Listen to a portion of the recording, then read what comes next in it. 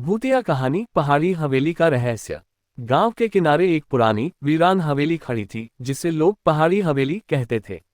हवेली के बारे में कहा जाता था कि वहां पर कई साल पहले एक अमीर परिवार रहता था, लेकिन एक रात रहस्यमय तरीके से पूरा परिवार गायब हो गया। उसके बाद से ही हवेली में अजीब घटनाएं होने लगीं। राघव और उसके दोस्त इस हवेली की कहानियां सुनकर रोमांचित हो गए और एक रात हवेली में जाने की योजना बनाई। गांव के बुजुर्गों ने उन्हें समझाया कि वहां जाना खतरनाक हो सकता है, लेकिन दोस्तों ने इसे बस एक डरावनी कहानी समझकर नजरअंदाज कर दिया।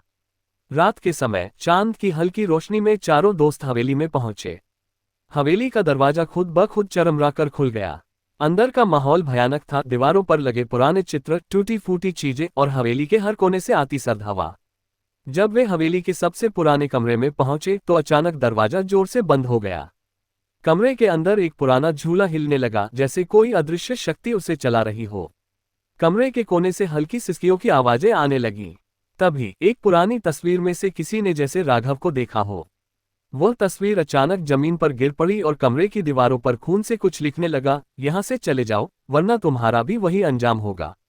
डर के मारे सभी दोस्त भागने लगे, लेकिन हवेली का मुख्य दरवाजा फिर से बंद हो गया।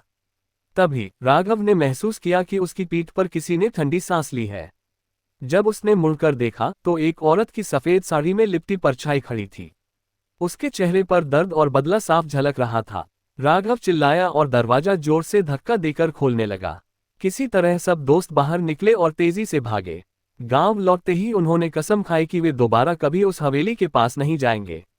गांव के बुजुर्गों ने कहा, वो हवेली उस औरत के इंतजार में है जो अपने परिवार के साथ न्याय चाहती है। वहां जाने वाला कोई भी उसकी यातनाओं का हिस्सा बन जाता है। आज भी पहाड़ी हवेली में उस औरत की परछाई हर रात देखने को मिलती है और उसकी सिसकियां हवाओं में गूंजती रहती हैं।